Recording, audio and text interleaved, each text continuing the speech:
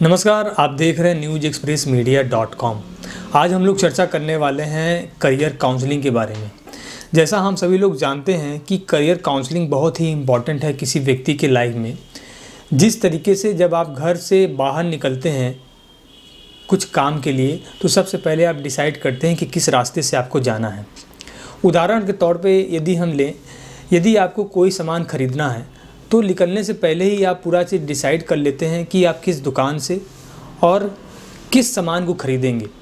ऐसा आपको नहीं होता होगा आपके साथ कि आपको सामान ख़रीदना है कोई दूसरा चीज़ और आप किसी दूसरे दिशा में चले जाते होंगे। लेकिन आज के डेट में युवाओं के साथ कुछ ऐसी बहुत समस्याएं देखने को मिलती हैं कि वो एक ऐसे भटकाव में जी रहे हैं। वो काम तो कर रहे हैं, पढ़ाई तो कर रहे हैं, लेकिन वो अपने उद्देश्य के प्रति बहुत सजग नहीं हो पा रहे हैं। और ऐसा देखने के छोटे शहरों में बहुत ज़्यादा मिलता है। यदि बात करी जाए उत्तर प्रदेश के जिलों के बारे में, तो ख़ास तौर पे पूर्वांचल में आप पाओगे कि यहाँ पे लोग बीए कर रहे हैं, एमए कर रहे हैं, बीएससी कर रहे हैं, बीकॉम कर रहे हैं, एमकॉम कर रहे हैं, ठीक है। लेकिन उनके अंदर बहुत सारा अभाव ये है कि वो अपने एम के प्रति, अपने उद्देश्य के प्रति सजग नहीं हो पा रहे हैं। बहुत बार ऐसे युवाओं से मेरा सामना हुआ जिनसे जब मैंने पूछा कि आप क्या बनना चाहते हो, तो बहुत बार ऐसा सुनने में आया कि वो बोलते हैं कि सर अभी कोई डिसाइड नहीं हुआ है, देखेंगे, अभी तो पढ़ाई कर रहे हैं। इस तरीके से घटनाएं सुनने को मिलती है। एक मैं आपको प्रैक्टिकल एक्सपीरियंस बताना चाहूँगा कि एक बार हमारे इंस्टीट्यूट में एक लड़की आई और उससे मैंने यही सेम क्वेश्चन पूछा कि आप क्या बनना चाहती हो। तो उसने बोला कि मैं डॉक्टर बनना चाहती हूँ, मैं मेडिकल के क्षेत्र में अपना करियर बनाना चाहती हूँ और इसीलिए मैं यहाँ पर आपके इंस्टीट्यूट में पढ़ने के लिए आई हूँ और अपने पर्सनालिटी और अपने कम्युनिकेशन स्किल को स्ट्रॉन्ग करना चाहती हूँ। तो इस चीज़ को सुन करके मुझे बहुत अच्छा लगा। 3-4 दिन उसके साथ इंटरेक्शन रहा। वो क्लास बराबर लेती रही, वो मेरे से मिलती रही, अपना काउंसलिंग कराती रही। फिर बाद में मैंने एक क्वेश्चन पूछा कि आपकी एजुकेशनल क्वालिफ़िकेशन क्या है। तो उसने बताया मेरा एजुकेशनल क्वालिफ़िकेशन एमए इन हिंदी है। इस चीज़ को सुनने के बाद मुझे एक ऐसा धक्का लगा कि छोटे शहरों में, छोटे एरिया में ऐसा बहुत बार होता है कि लोगों को सही प्रकार से काउंसलिंग नहीं मिल पाती है। आप ज़रा सोचिए कि कोई भी व्यक्ति आर्ट साइंस से पढ़ा हुआ व्यक्ति डॉक्टर नहीं बन सकता है, वो नीट का एग्ज़ाम नहीं क्लियर कर पाएगा। तो उसको फिर मैंने बताया कि आप मेडिकल के क्षेत्र में नहीं जा सकती हैं और जिसका कारण ये है कि आपने बायो ग्रुप से पढ़ाई नहीं किया है। इस चीज़ को जानने के बाद उस लड़की को बहुत बड़ा सदमा लगा। लेकिन बाद में फिर उसकी हम लोगों ने काउंसलिंग करी, उसको बताया कि कोई बात नहीं, आप दूसरे उद्देश्य को, दूसरे एम को बनाओ और उसके लिए तत्पर होकर के निरंतर मेहनत करो। ये एक छोटी सी स्टोरी रही है। ऐसा सिर्फ इस लड़की के साथ नहीं हुआ, बहुत लोगों के साथ होता है। होता क्या है कि वो चाहते हैं कि मुझे इस फील्ड में जाना है, लेकिन उनका दिशा गलत होता है, उनका डायरेक्शन गलत होता है। वो निश्चय नहीं कर पाते हैं कि मुझे किस दिशा में जाना है मुकाम को पाने के लिए। यही बात करी जाए डेवलप्ड स्टेट्स के बारे में या डेवलप्ड कंट्री के बारे में, तो वहाँ के जो लोग हैं वो बहुत ही सजग हैं और ये क्रेडिट जाता है उनके माता पिता को, उनके गार्जियन को, उनकी स्कूलिंग को। वो बराबर बच्चों के ऊपर निगरानी रखते हैं और उनके इंटरेस्ट के हिसाब से उनको बार बार उसके बारे में उनकी काउंसलिंग करते हैं। और जब मालूम चल जाता है कि वो बच्चा उस डायरेक्शन में जाने के लिए इच्छुक है, अपना करियर उस क्षेत्र में बना सकता है, तो उसको प्रेरित करते हैं। आप यदि बात करें डेवलप्ड कंट्री में, अमेरिका के बारे में, ऑस्ट्रेलिया के बारे में, न्यूजीलैंड के बारे में, फ्रांस के बारे में, यूरोप के बारे में, चाइना के बारे में, तो वहाँ पे बाकायदा बहुत ही अच्छी तरीके से बच्चों की ट्रेनिंग करी जाती है।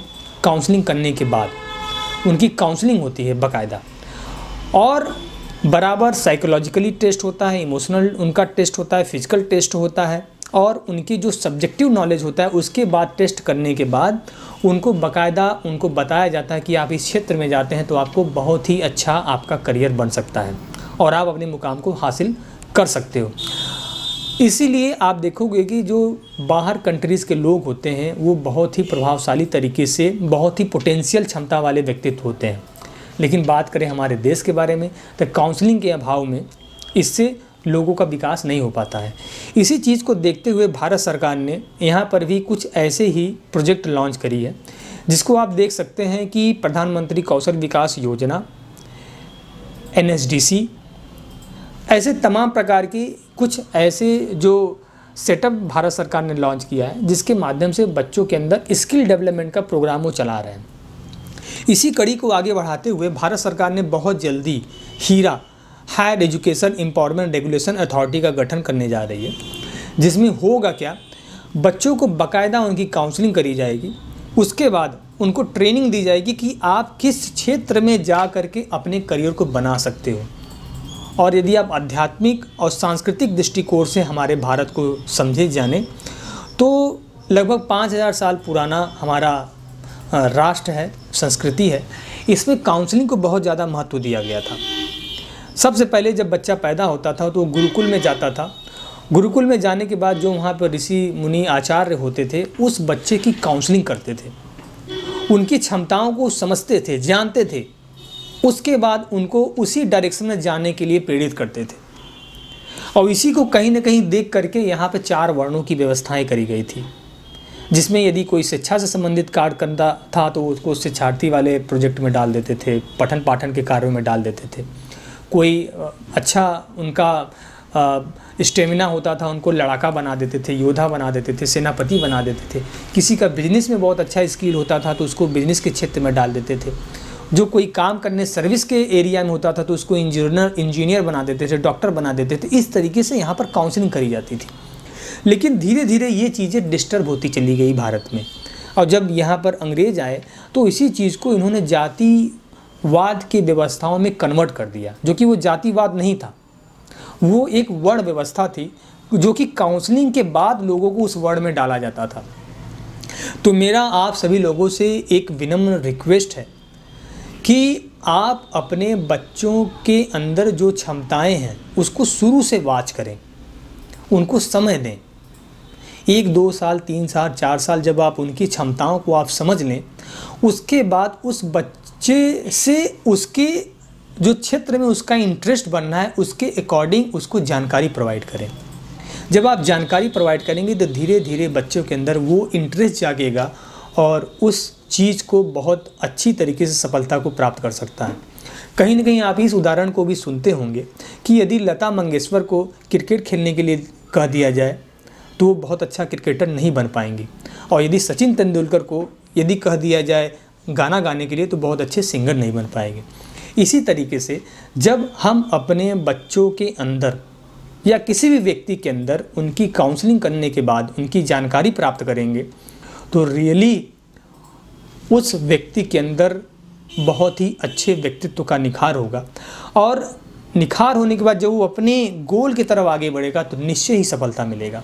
और जब वो सफलता पाएगा तो उस बच्चे का परिवार, उसके बच्चे का राष्ट्र का निर्माण होगा। तो इस वीडियो का जो एक मुख्य उद्देश्य था कि हम लोग अपने बच्चों के अंदर उस क्षमता को रिकॉग्नाइज़ करें, उसके बाद उससे संबंधित चीज़ों के बारे में उनको प्रॉपर जानकारी दें। इसके लिए बहुत सारी एजेंसी है भारत में जो लोगों की काउंसलिंग करती है।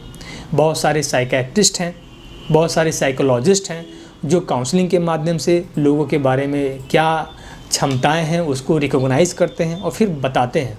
इसी तौर पे मिर्ज़ापुर में भी एक इंस्टीट्यूट है जिसका नाम है BIMPS, जिसका फुल फॉर्म है भारतीय institute of management and professional studies. ये विगत 22 वर्षों से मिर्ज़ापुर में काउंसलिंग के क्षेत्र में काम कर रहा है और बहुत सारे युवाओं का भविष्य निर्माण कर चुका है काउंसलिंग के माध्यम से। यदि आप भी यदि ये नहीं समझ में आ रहा कि आप किस क्षेत्र में जाएं, क्या करना चाहिए, क्या नहीं करना चाहिए, आपको कोई राइट डिसीजन लेने में प्रॉब्लम होती है, तो आप ज़रूर BIMS से संपर्क करें। और ये आपके करियर के बारे में, आपके उद्देश्य के बारे में, फ्यूचर प्लानिंग के बारे में निश्चय ही बहुत अच्छी तरीके से गाइडलाइन देंगे। तो इस वीडियो के माध्यम से सारे गार्जियन से, पेरेंट्स से ये मेरा रिक्वेस्ट है कि आप अपने बच्चों की क्षमता को जानें और उसके अकॉर्डिंग उन सारे एक्टिविटीज़ के बारे में वॉच करें और उनकी काउंसलिंग करें और लोगों से अच्छी संस्थान से काउंसलिंग कराएं। इस वीडियो के देखने के लिए बहुत बहुत धन्यवाद।